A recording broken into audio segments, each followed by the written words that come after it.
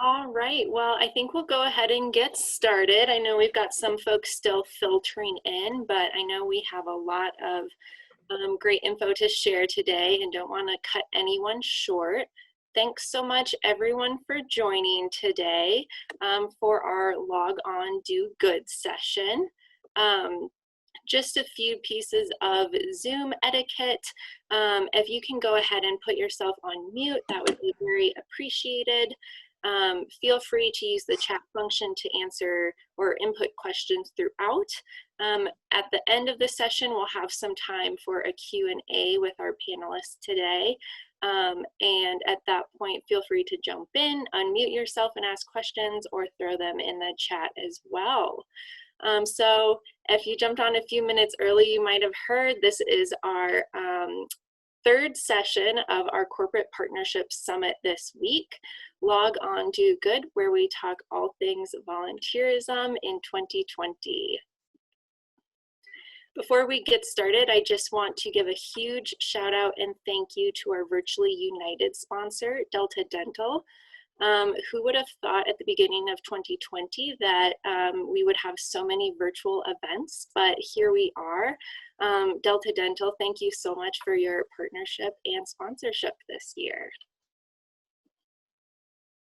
I'll go ahead and throw it over to our wonderful Chief Development Officer, Chelsea Carver, to go ahead and share what we'll be chatting about today and introduce our panelists. Thank you, Marissa. Hi to everyone. I recognize a lot of you. It's good to see you. So yes, 2020 has really jumped up and I think bit us all in the back of the ankle here. Today, we're going to really talk about what 2020 has changed in the volunteer space and how we are looking at doing in-person volunteer events safely, how we have transitioned to remote and socially distant volunteer events, and what our different programs can do to adapt in each of our different companies and organizations to adapt to this new landscape. So we have some really amazing presenters with us today, and I will be forthcoming that well, 3 of the 4 I have worked with. And so when I was reading all of your bios, everyone, I was like, well, I could just talk for about 25 minutes about all of these people. And then Marissa was kind enough to cut it down to what she thinks is the most important. So if we miss something, you can let me know and I'll shout it out. First is Liz. Liz is the team lead for social investments at Xcel Energy. In this role, Liz leads the corporate giving for Xcel Energy, includes her statewide grant making, corporate sponsorships, employee engagement, community visibility, and probably 10 more things. Prior to being at Xcel, Liz was our very own Vice President of Resource Development here at Mile High United Way, but she's also held positions at the American Lung Association and Johnston Wells Public Relation. For those of you that don't know, she also has 2 beautiful boys named Max and Graham. Adeeb is another Mile High United Way alum, so I think really I'm going to start taking credit for all of the great people out in this community. But Adeeb is the Adeeb is the Vice President of Corporate Social Responsibility and the Executive Director at Delta Dental of Colorado. He previously was at TIAA and also served as our lead for our volunteerism program here at Mile High United Way. He is currently serving on the board at College Track, the Denver Metro Chamber Leadership Foundation, and Be Civic. He also has some beautiful children as well. And then Christina Zavislan is I'm just going to start claiming everyone. Christina Zavislan is the Senior Marketing Manager for Mortenson Construction. Christina has been leading the strategic marketing and media relations for Denver and the Salt Lake City offices for the past 2 years. She has more than 20 years of marketing expertise and 14 years in the architectural, engineering, and construction industry.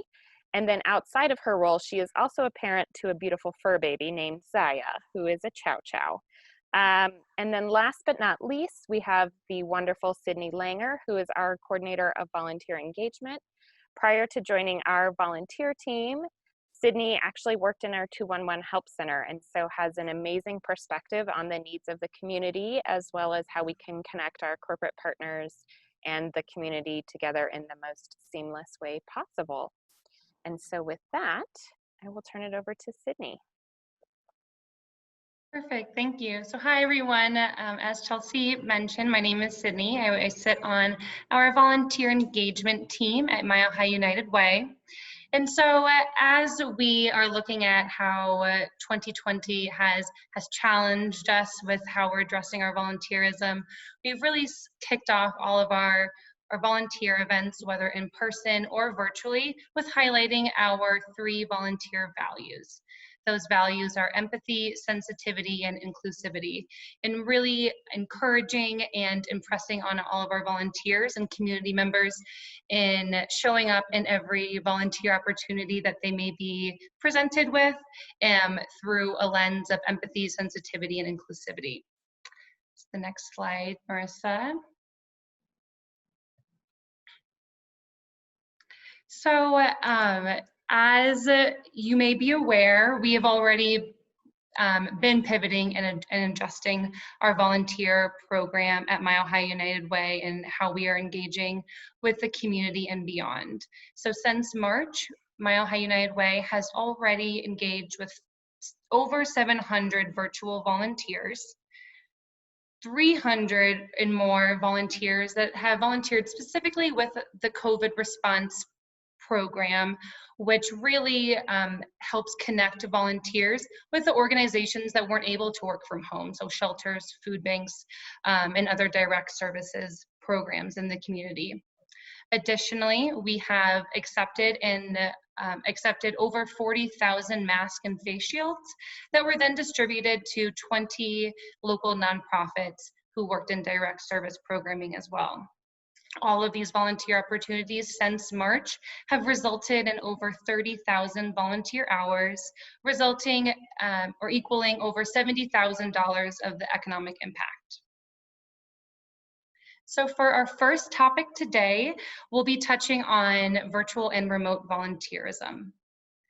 So how Mile High United Way has pivoted for virtual and remote opportunities is we've really created and expanded our virtual and remote opportunities that we have available to the community. So virtual events really look like a specific time where you're at your computer logged on doing a specific activity.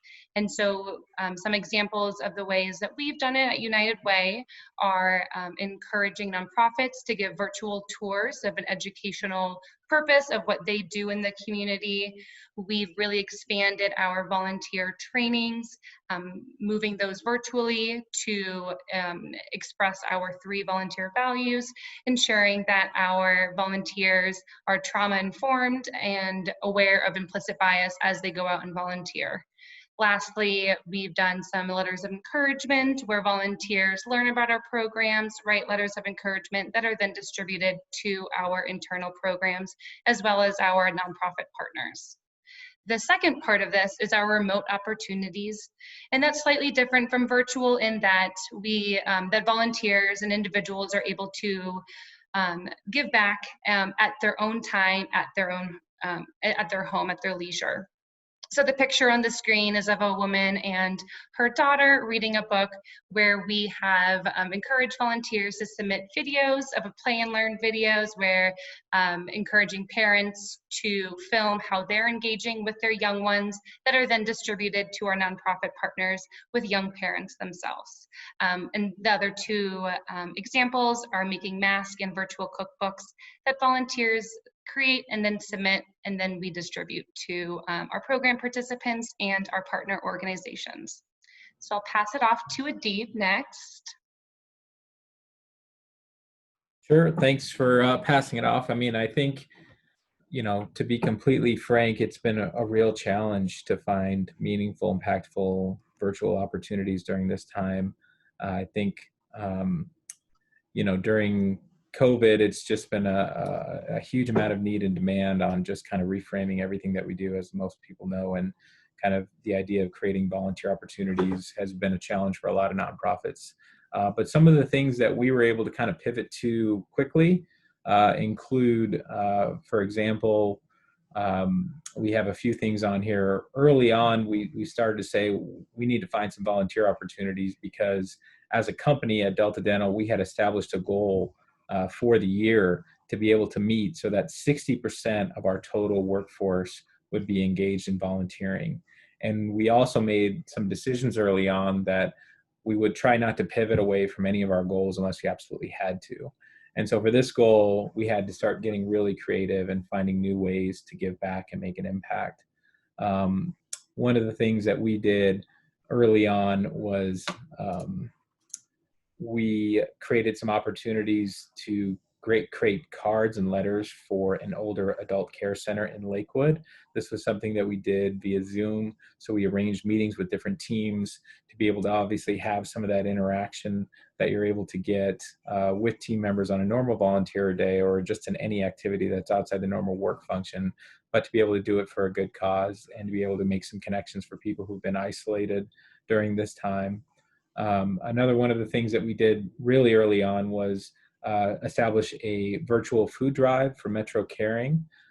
Some of you may know Metro Caring is a food shelf that serves a lot of folks throughout the metro area, and they've seen their needs double and triple in terms of the request for food.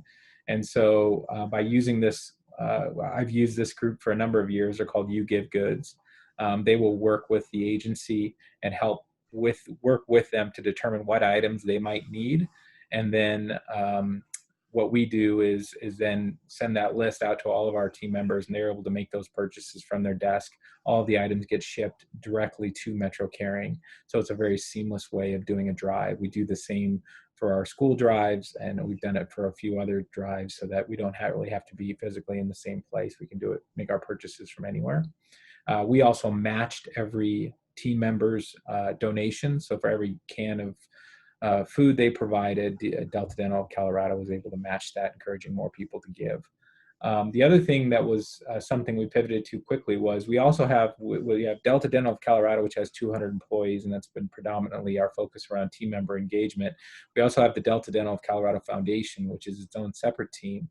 And within the foundation, we quickly pivoted during COVID to be able to release $2 million of funding available to nonprofits around the state, providing wraparound services during this time. We're actually still going through the process of kind of distributing those dollars out in the community. We've had distributed over $1 million so far. But one of the things we did was we created a position for volunteer evaluators. So members of Delta Dental of Colorado were signed up to be our initial grant reviewers for the grant requests that we received from individual organizations around the state. And this has been a great experience. We've had around 15 individuals who are doing these for every one of our rounds.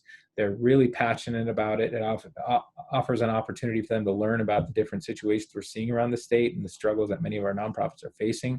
And it really got them involved in our philanthropic process. And I would say that a lot of us are struggling to volunteer, but I think a lot of companies are doing a good job of giving philanthropically. And I think including your team members to be part of that process in a structured way has been a great way for us to allow people to be involved. And they've also been great reviewers for our grants and offered a lot of helpful insights, and it'll probably be something we'll continue beyond this. So those are a few of the things that we've done virtually to make things accessible for folks to be able to make an impact.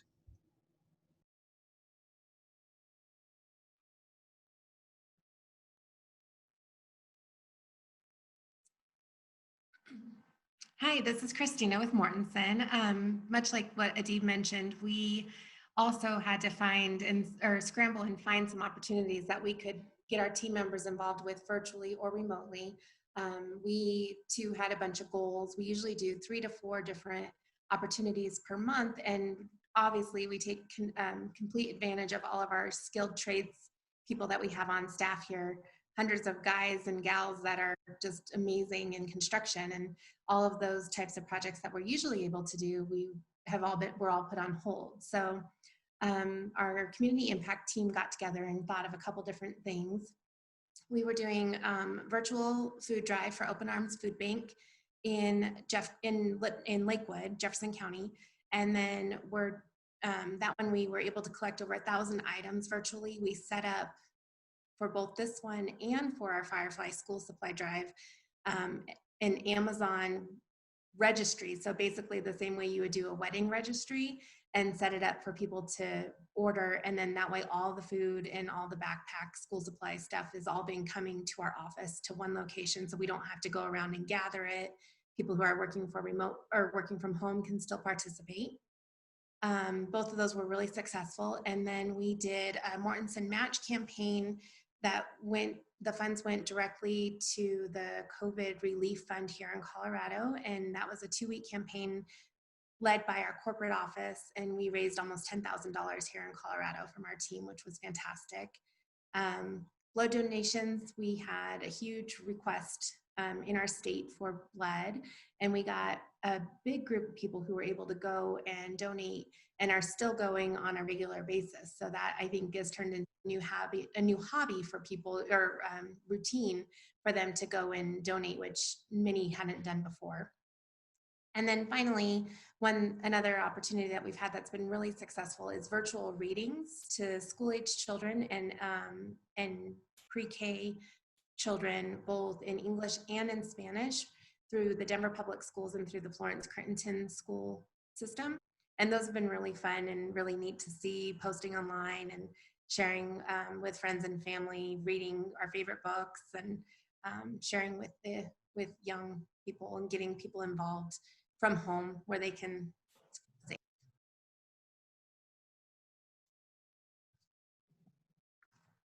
And my second slide here is a forward thinking. So we do an annual campaign with United Way across the country. Every year, our company for the last 40 years has been involved with this campaign. Here in Denver, we are, I think, our 39th year with Mile High United Way. And usually we will have a 2-week period where we'll have like 20 different volunteer opportunities, and we do some amazing work. This year we'll hopefully have maybe 10 or 12 in-person volunteer opportunities. But one of the really fun things that we're doing is breaking it into 3 sections. So we're going to take action, activities to improve yourself and the world around you, volunteer, whether it's virtually, remote, or in person, and then give.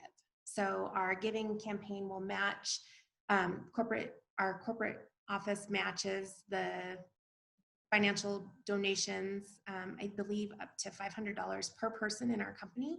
And then the volunteering, still TBD, we're going to work that out with United Way in the coming weeks. And then take action. One thing that we're going to do is host a virtual 5K, which I think is really fun. It's $10 per person, and it's anyone, kids, adults, family members, neighbors, and it's anything that moves you in a forward direction. So you could be on a treadmill if you wanted, or you could be out on a lake on a beautiful kayak by yourself. So that I'm really excited about. I think it's going to be really fun and something that I hope we continue to do after this year. I think that's an easy way to get people involved that we haven't done in the past. So one thing I would say is the virtual or remote volunteering has really opened our eyes to different opportunities. Awesome. Thank you, Christina. Thank you, Adeeb. Liz, what has Xcel been up to in the virtual volunteering space? Yeah, thank you all so much. It's always hard to go third because, again, I think a lot of the same sentiments that have been shared by others. You know, this is, again, just kind of a look back at 2019 for us. For, you know, us as a utility, sort of bringing that most basic need to our communities of gas and electric service is sort of our core business. And so really serving our communities with that most basic need is very much, you know, really a core value for who we are. So volunteerism has long been a priority. Last year, we engaged over 3,800 volunteers with about 30,000 volunteer hours in Colorado alone, serving about 400 nonprofit organizations. I think, you know, for us, we're always trying to do more year over year. This year will be interesting in terms of how we measure, you know, the impact of 2020.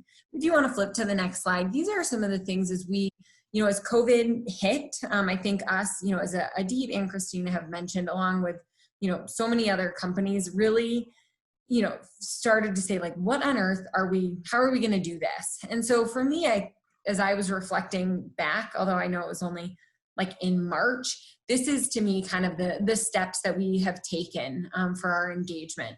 You know, the first, we really started with almost this like peanut butter approach of like, we get a big list. We, you know, put together kind of all the needs that we could find with, you know, in partnership with Mile High United Way, providing a lot of those resources, put a list together and like put it out there. I think one of the things that was really great that we were able to do kind of simultaneously is that with some of these sort of opportunities, whether it's, you know, as you can see here, this is one of our employees, Kathy, making masks. People weren't necessarily doing it just for one specific nonprofit, as you may have with past volunteering. And so we were able to work with our HR organization to create almost like dummy accounts within our portal where we have people record their volunteer paid time off so that they didn't have to record it for a specific nonprofit per se, but could record mask making. So we can still log and collect those hours, again, in a way that was a bit more, you know, non-traditional. The second sort of phase that we took, so that was kind of for the first like 4 weeks of COVID.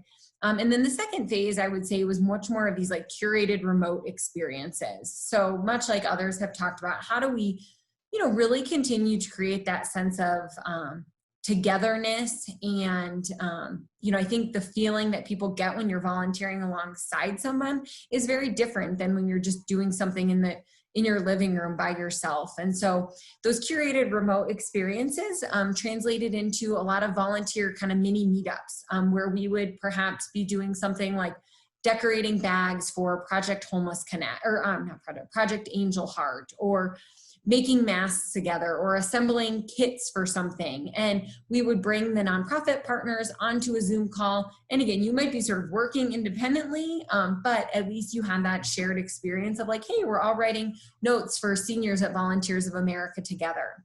One of the other things that we launched during that time was, you know, for us, obviously there was a lot of energy and enthusiasm, I think, especially at the beginning of COVID, around making sure we are recognizing and appreciating our frontline workers, healthcare professionals, mail carriers, you name it. And Xcel has a lot of frontline workers as well, folks who were still out up on poles, connecting businesses to utility services, restoring power outages. And so we launched an internal campaign as part of our Powering Through Together sort of overall campaign, where we wrote notes of gratitude and appreciation for our workforce. So that is something that started and, you know, has continued on as a way to make sure that our frontline workers feel really, you know, appreciated by the, you know, fellow employees who are able to work remotely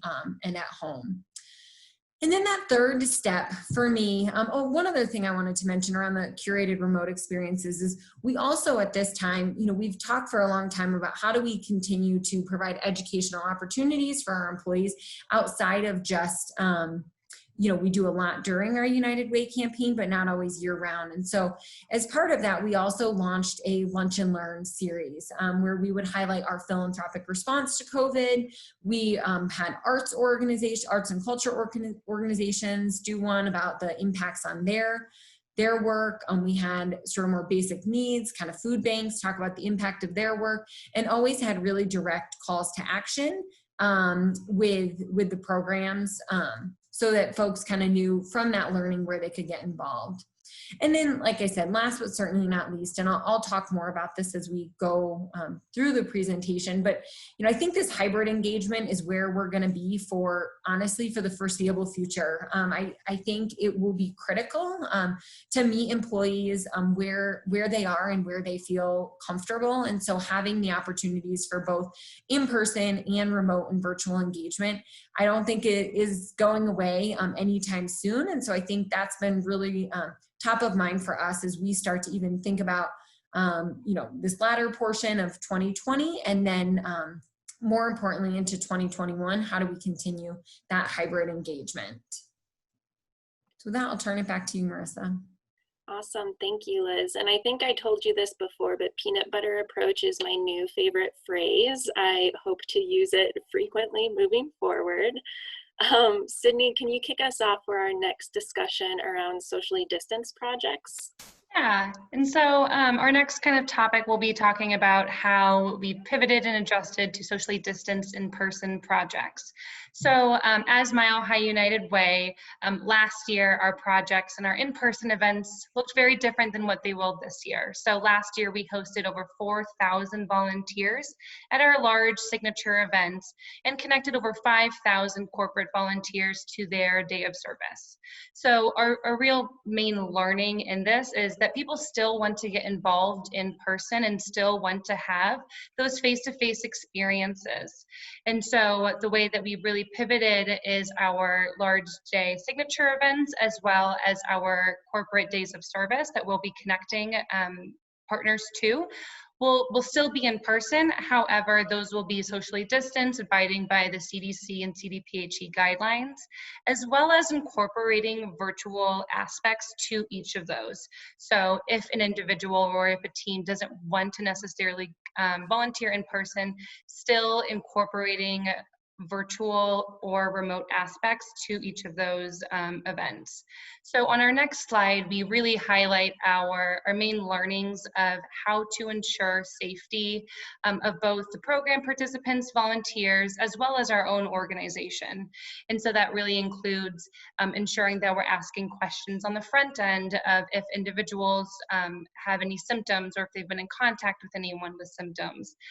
Really ensuring guidelines of the day of the event, ensuring that everyone has a mask, or they're socially distanced, they're maintaining hand hygiene, as well as really committing to our volunteers the safety and reassurance if they do come to our building to volunteer, encouraging them to maintain hand hygiene, but also really highlighting that we are cleaning our building every day, using hospital grade disinfectant for high touch areas, and doing contact tracing. So if an event, something were to happen, we'd be able to connect with anyone who may have been exposed. And so those were kind of the main takeaways that we have learned for ensuring the safety of all of our in-person volunteer opportunities. So I'll pass it over to Adeeb now.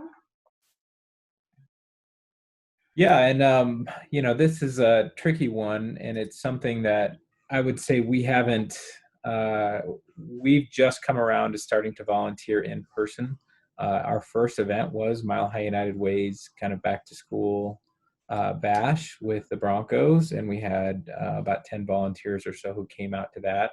So I think to Liz's point earlier about, you know, meeting your team members kind of where they're at. I think that's been our approach as well. And so as you can see, this is kind of our calendar that we've got set aside for the rest of the year. And there's a lot of virtual events that we have in place here, but there's also a couple of outdoor events. So one, we're doing a trail cleanup with the volunteers from Outdoor Colorado. We're doing an event with Denver Parks and Rec to do park cleanup at Eisenhower. So just ways where we can be outside and socially distanced and still be able to kind of do some service activities, but intermixing those with our virtual opportunities is a big way in which we're trying to make sure that we're allowing everybody to have those. The big thing about the outside activities and the socially distanced activities, where again, we're putting in protocols along with our partners. So we're really trying to put obviously safety as a high priority. But I would say it's really a valuable commodity when it comes to team building. I don't know if you guys are having issues in your offices just around having opportunities to see your team in person. I know that we've done, I've had the opportunity to do a meeting with our senior leadership team where we all met outside with masks, and it was just really energizing to be able to kind of be in person and to do some work. And we're really trying to gear some of these outdoor opportunities as ways to connect with your team and kind of holding those for groups to be able to come together. And we're getting a lot of traction specifically with that. So I think that's going to be important for us kind of going forward. But in terms of, how to be as safe as you possibly can. I think we're all using the same protocols as much as we can and trying to enforce those and make sure that we're doing as much communication up front. But also knowing that we're not trying to kind of have every opportunity that we're offering be in person, but just have those, especially for teams that want to volunteer together or at least be in person with each other. But I will say that both Denver Parks and Rec and Volunteers for Outdoor Colorado have opportunities, and Volunteers for Outdoor Colorado specifically was kind of closed their offices throughout the summer, but recently we reopened and are starting to put some more opportunities together for folks. Wonderful. Thank you, Adeeb. And Christina, what has Mortenson been up to in the in-person volunteerism space?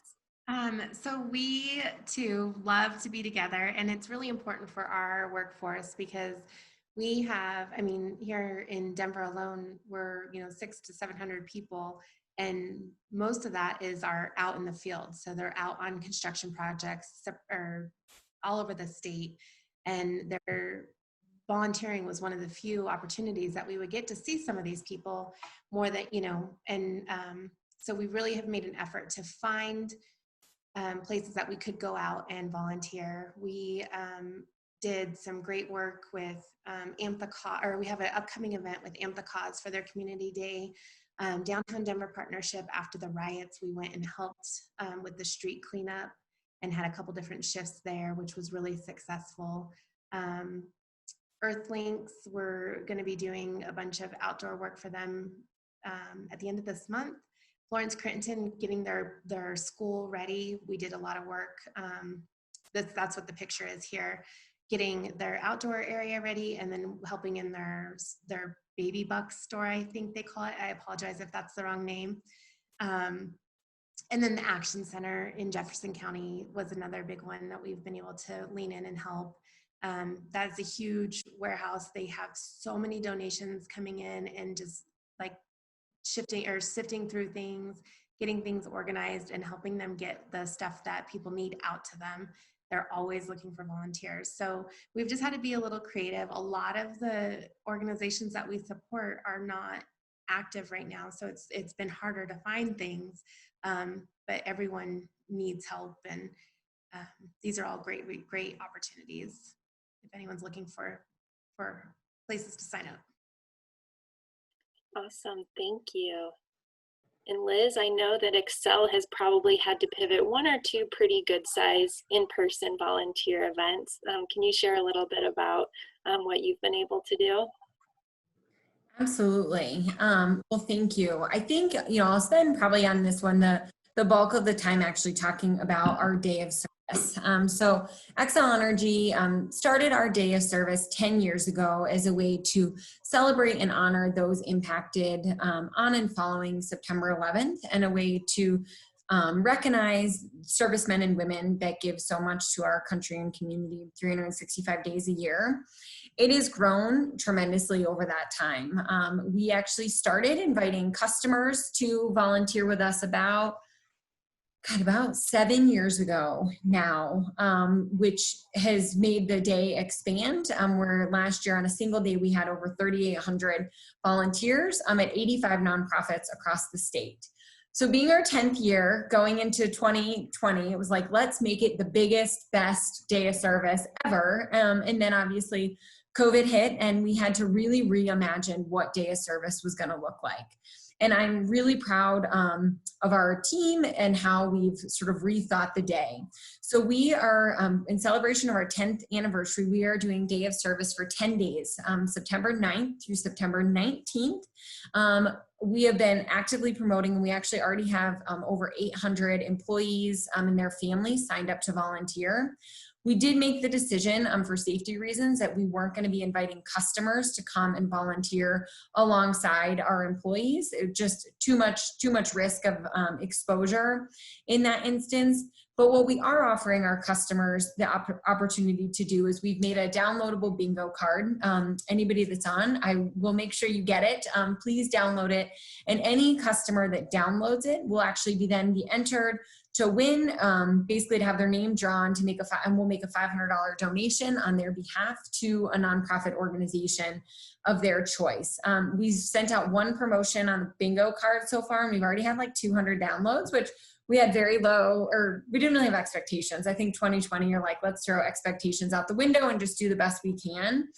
But for our employees, we are offering 2 different opportunities. The first are in-person opportunities, where the people will be in person in shifts of 10 or less at a number of different nonprofits. And we've got 30 shifts offered.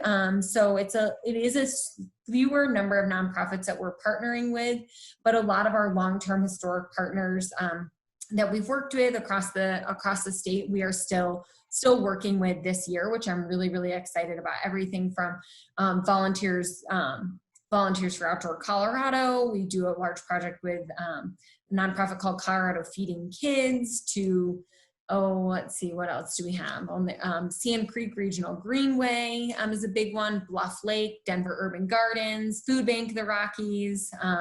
So it's a pretty, wide list of organizations, many of whom you've probably heard of before, but they have been able to work with us to accommodate a safe and socially distanced project. Then we're also offering individuals take-home projects. So we have 9 different project boxes that we are putting together as part of the take-home project. So they're everything from hygiene kits. We're doing a United for Schools kit in partnership with Mile High United Way, baby blankets, fishing pole assembly for environmental learning for kids. We're making t-shirt dog toys, which this is actually, I'm pretty proud of this upcycling. We rebranded our volunteer t-shirts. So we had a lot of leftover volunteer t-shirts. So we're upcycling those and making those into dog toys for a number of different organizations. Care kits for parents, Special Olympics. They do athlete journals. So we have volunteers decorating the journals for them and writing notes in them. Project Angel Heart bag decorating are some of the projects. Saw a question come in about, are we paying for them? Yes, we are. Day of service has always been sort of the single greatest day where we invest money, I would say financial resources, into volunteer efforts.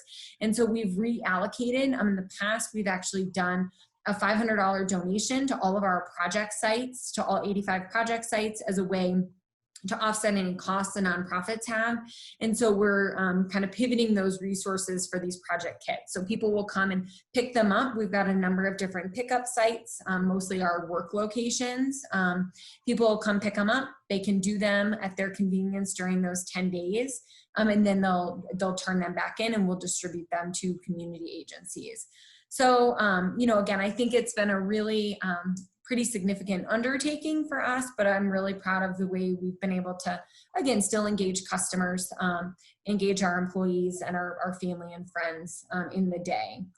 A few other things, I'll just kind of mention on here is, again, we will definitely continue ongoing social distance volunteer projects. Some of the organizations that we tend to work with, things like Habitat for Humanity.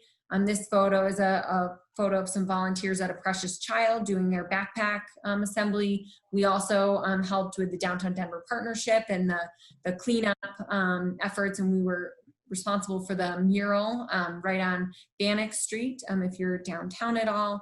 So we will certainly continue those ongoing projects. And I think particularly as we get into the holiday season, it's December and November and December are always a really big time for us for volunteering. And so it'll be interesting to see, just again, what does that experience look like for our employees and what opportunities are available. Similarly to what others have said, we've definitely continued and seen some really good success with remote drives. We just wrapped up our school supply drive for a Precious Child.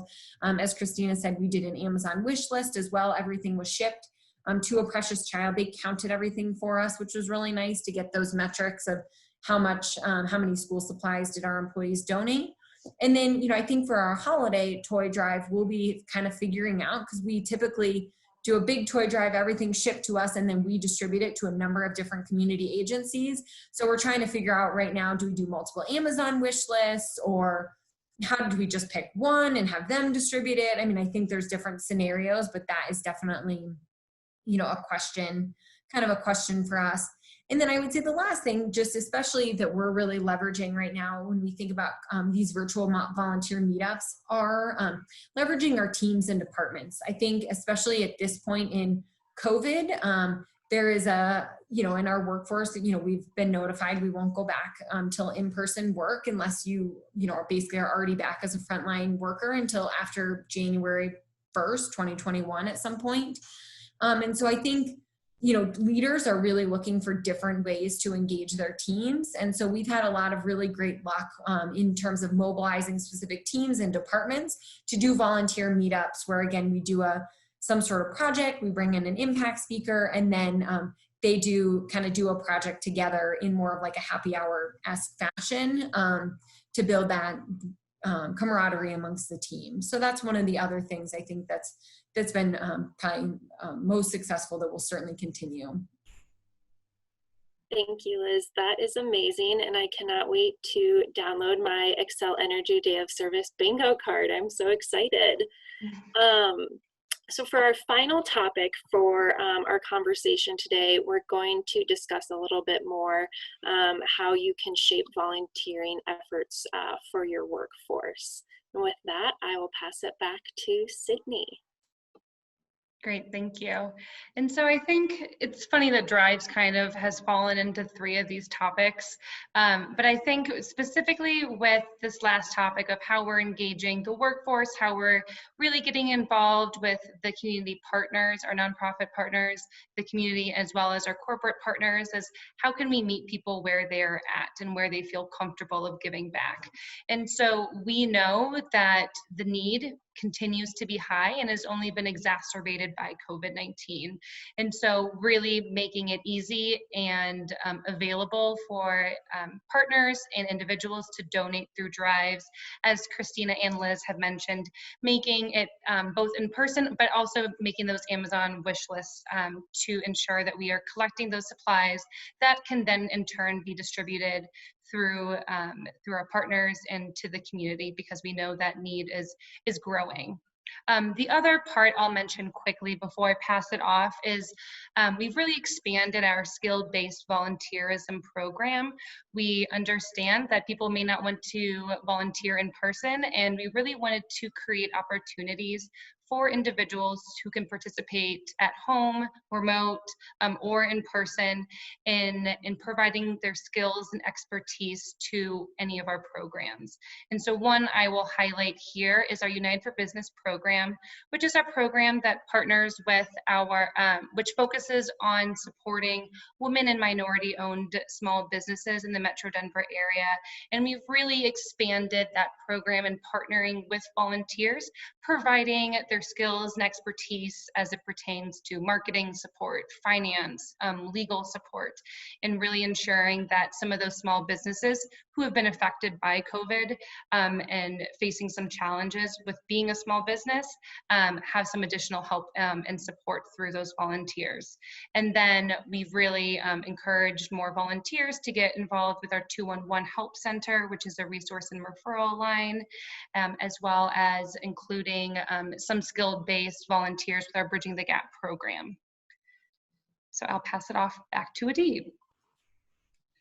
Yeah, and I think this is it kind of, obviously these things kind of overlap each other to some degree, but one of the things we've had success with in this category is around some of the wellness walks that we've done.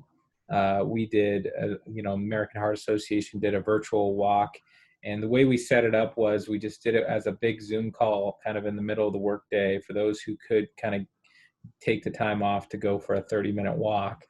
And we had our CEO, Helen Drexler, on the call, and she was kind of emceeing it as she was walking, and we kind of set it up so we had, trivia questions and prizes throughout the walk that people can engage with.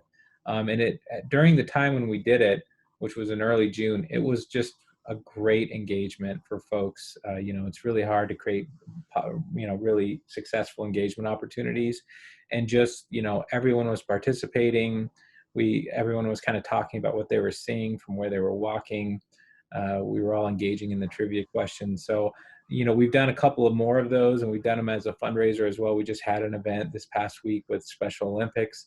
And so, you know, there's a lot of ways in which I think you can use these types of activities as a team builder and as a way to just kind of bring people together. So that's definitely one thing. Another thing we did kind of early on, you know, I had just started at Delta Dental in January, and we did not have a matching gifts program in place. And so Andrea and I, Andrea Miller, who works on the CSR team, we're just kind of going through some of our longer term goals. And one of them was to establish a matching gifts program.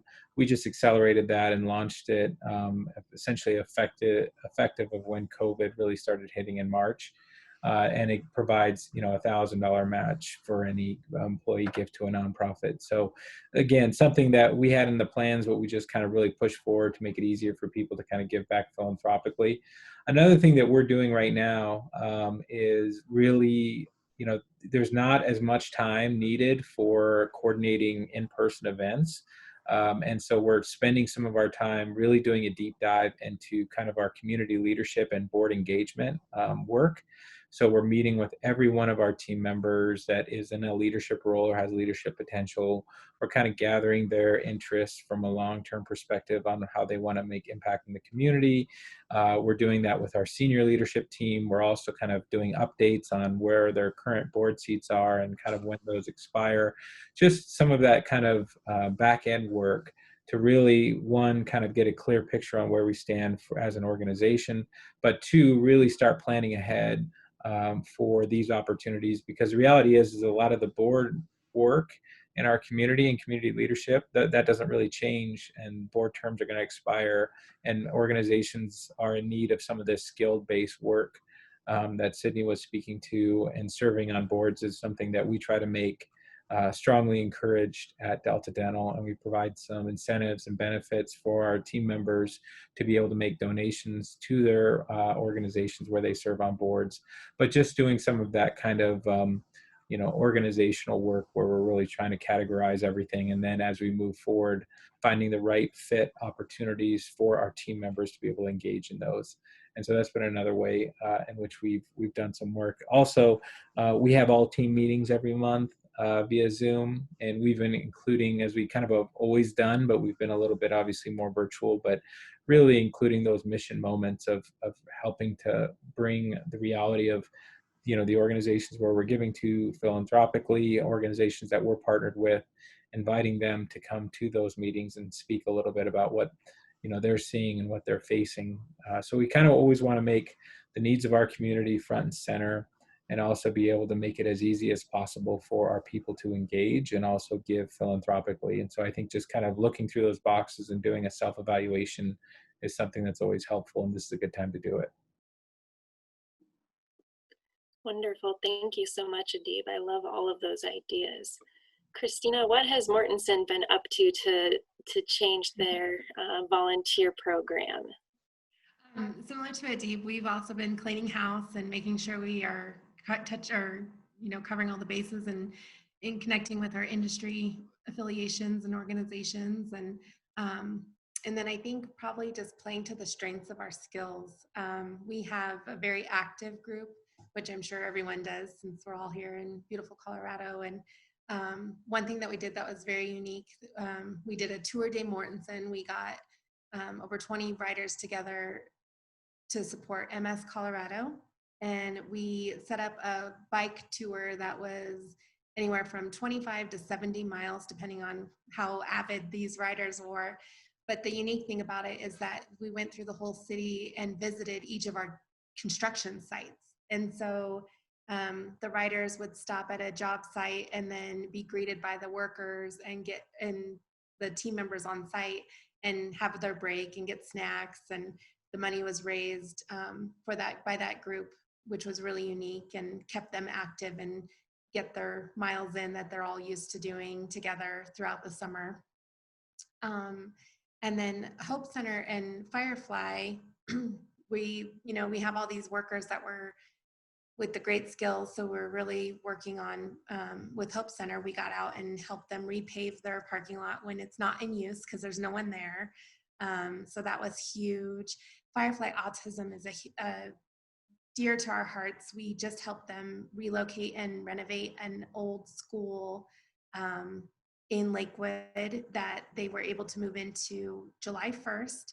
And we went out and did different shifts and built their playground. So the playground equipment was all donated, but our team went in and I think we had 10 to 12 people on each shift, but we had to like do everything from landscaping and yard work cleanup to shoveling the mulch and assembling the playground equipment. So just really finding opportunities where you can play to your team strengths, ask the question. We found a bunch of the different opportunities that we've been able to do because someone on our team was passionate about that organization, or someone had a personal connection. So I think that's really huge. We've really definitely increased communications internally. We've brought back a monthly newsletter, which it was kind of dying out. We've reestablished an internal, we use Yammer, which is like an internal corporate Facebook. So we've been utilizing that and sharing opportunities. We did a whole series of share your workspace, or who's your new co-worker, where people shared their pets and their kids and why they can't get anything done because the cat's laying on the keyboard or the kid's running in every 5 minutes. Pictures of guys on their Zoom calls where they're dressed in suits on the top and their basketball shorts on the bottom and flip-flops, and just trying to make it fun and have that personal connection. I love the virtual walk. I think that's a fantastic idea. Anything that gets people moving is usually well received here, for sure. Absolutely. And I think there are a lot of challenges to the current situation. I love that you were able to use an empty parking lot to sort of your benefit to be able to pave that. That's really cool. So, Liz, thank you. Do you want to go ahead and close us out? Yeah, and I think, honestly, a lot of this has been talked about and touched on. I think there are definitely a couple of things for me that come to mind. I think one of the things that we've really struggled with, or not probably done as good of a job of, that we're, I think, giving this time sort of where you're pausing in your volunteering a little bit more so than you maybe normally are, is to really think beyond this upcoming year. And so one of the things that we're really committed to, we have 4 focus areas for our philanthropic giving, but we've never kind of directly tied our volunteer engagement to those 4 focus areas. And so we're really framing out kind of a 2021 calendar that breaks it down in quarters by our focus areas, and really aligns our volunteerism each quarter to those. I think we'll still always have some of the ongoing things that don't totally fit in one, whether it's a, breakfast service when we can, start doing that again. But I think that is something that I'm really excited about. And I think will ultimately help us tell a much, more succinct and powerful story about the time that we're giving, and as it aligns to our corporate giving priorities. A couple of the other things that we've launched kind of in these times, sort of launched and then also had, we've always had a matching gifts program, but we did do a 2-for-1 special kind of matching gifts campaign in response to the impacts that nonprofits were feeling. It was up to $300,000 company-wide, and was gone in about 2 weeks. When we launched it in Colorado, our employees gave to 115 different nonprofits across the state. But one of the things that I think is really powerful during these times is as we invest in our communities, and Adeeb talked a little bit about this in terms of having volunteers on their grant making committee, is how do we engage our employees in the philanthropic giving decisions that we're making. So we have always had, and we're sort of double down it, or increasing the pot this year, we've always had an employee choice grant program. So in past years, it's been one $20,000 grant. Employees can nominate nonprofits.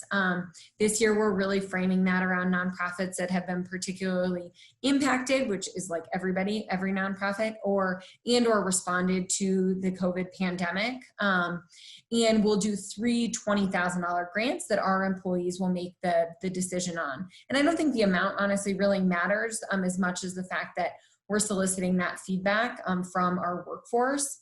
The other thing I would just mention that we'll be doing, it's not COVID related, but equity has long been a sort of the thread which has connected all of our giving priorities for us at Xcel.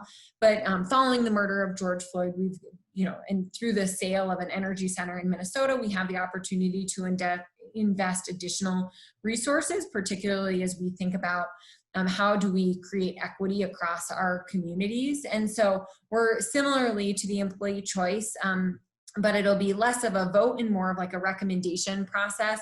We'll be engaging our workforce through a survey in helping us to make those decisions about where we invest additional resources likely to existing and perhaps some new partners here in Colorado. Again, I think for us, what we're finding is that the thirst to be involved and to provide that feedback and to engage in the process is even greater than it was before, which I think just provides to me, a wonderful opportunity when we think about, our United Way campaign and other activities of how do we leverage that sort of thirst to be involved to enhance the programs that we've already had.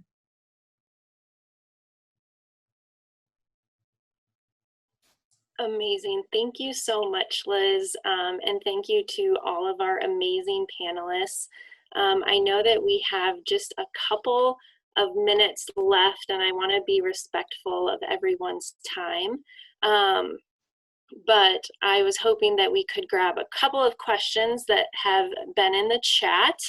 And so let's see here. If anyone has a great question or a burning question, feel free to shout out as well. Let's see. How to participate in virtual reading opportunities with Denver Public Schools. I know that there are a couple great virtual reading programs. Christina, do you want to go ahead and share how you got connected to that program? Oop, you're on mute. It's Zoom bingo, no worries. Always. We found out about this originally through our relationship with Florence Crittenden. They were looking for both English and Spanish speaking to read children's books to the students, or not the students and the children of the teen students that go there, so that it participate in their early childhood center. And Allie Spray, I believe, posted in there the contact information for everyone to use, but she's on our community impact team with me, and they were so easy to work with. We recorded them on our own, provided them, and then they have posted them throughout the summer and shared them online. And then a couple of our people got together with Denver Public Schools and did the same thing. So just looking for opportunities, like I said earlier, reaching out to who, like your people had kids in the school and they heard about that. Awesome. Thank you, Christina. Yeah, and Sydney, anything to add to the opportunities for reading? I think to piggyback off of Christina, we have connected individuals with DPS Foundation, as well as if people are interested in doing a literacy program, they can connect with us so we can share it with our Bridging the Gap program that helps support young parents increase levels of literacy with their young ones as well. Awesome. One more opportunity I'll throw into that is TutorMate, which is a program that has virtual literacy programming, and that we're signing up this fall to be volunteering with them. Awesome. Thank you, Adeeb. And I know we're at time. I will go ahead and follow up with any other questions in the chat that we didn't get to. We've also got some really great volunteer resources, including some programs through Sydney's team at Mile High United Way, as well as the link to sign up for Xcel's Day of Service in September. Thank you all. Thank you, Christina, Liz, Adeeb, and Sydney.